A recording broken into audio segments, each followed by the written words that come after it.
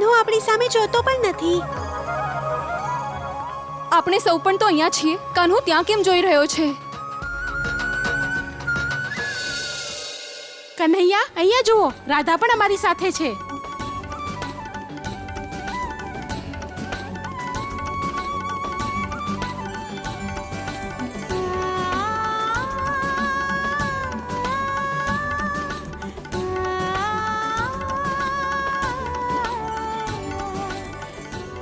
મારી રાધા? કોણ રાધા? મેં તો આ નામ ક્યારે સાંભળ્યું પણ નથી. તમે રાધા નહીં, સ્વયંની રાધાને નથી ઓળખતા? એમ ત્યારે તો આ રાધા છે. આનો પૂર્ણ પરિચય જાણીએ. આ કઈ દિશાથી આવી છે, કયા દેશથી આવી છે, કોની પુત્રી છે, અહીંયા અમારા ગામે કઈ રીતે પહોંચી, શું ઈચ્છે છે, અને આ સુંદર ગોપીઓની વચ્ચે આ સાધારણ કન્યા શું કરી રહી છે?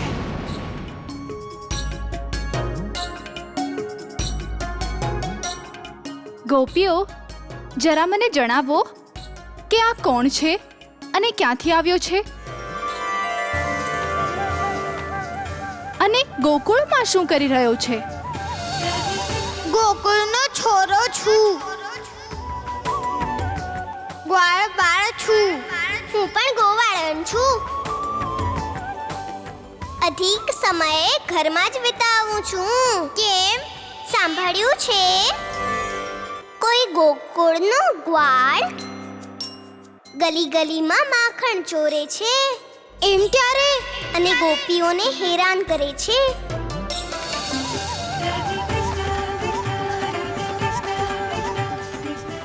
મને તો આ ગ્વાળબાળ નથી લાગતો.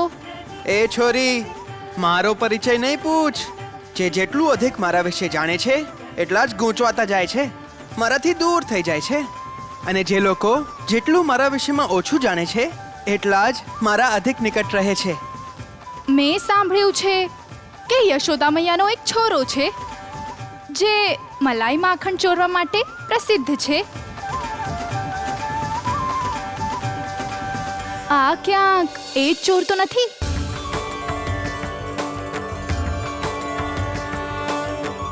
બચીને રહેજે. જે મને બહુ પ્રિય લાગે છે એને હું ચોરી લઉં છું. કૃષ્ણ, રાધા. નહીં, પહેલા રાધા પછી કૃષ્ણ. રાધા કૃષ્ણ.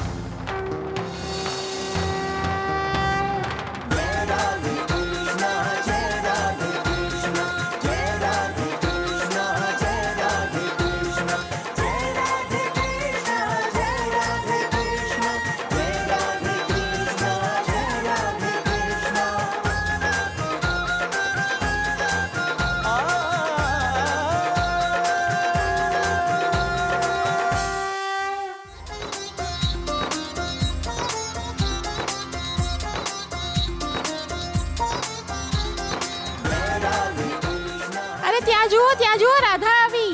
રાધા આવી? ક્યાં છે રાધા? ત્યાં જુઓ. અરે ત્યાં જુઓ, રાધા આવી. તમે એમને મળી આવો. સાંભળો તો, બધા રાધા રાધા પોકારી રહ્યા છે. ક્યાંક રાધા તો નથી આવી?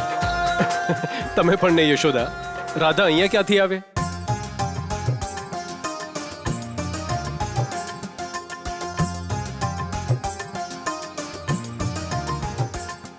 રાધા?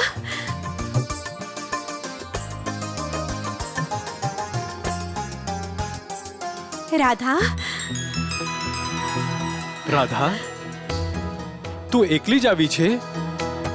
વૃષભાનજી તારી સાથે ન આવ્યા?